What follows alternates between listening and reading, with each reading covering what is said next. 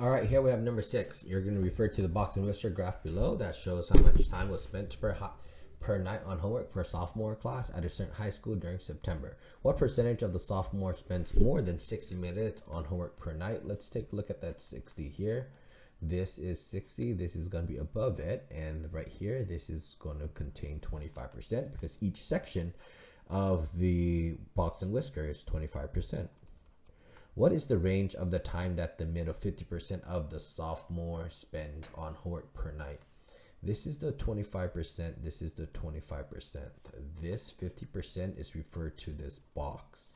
Okay, so that range is the range of the box, or that also calls the IQR, is going to be 60 minus 20, which is going to be 40. So it's 40 minutes is the range of 50% of the students.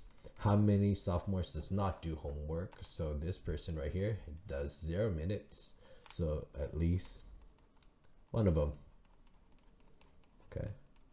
What percent of the sophomore spends less than 20 minutes? Here is 20. This is less than. So that is going to be 25% of them.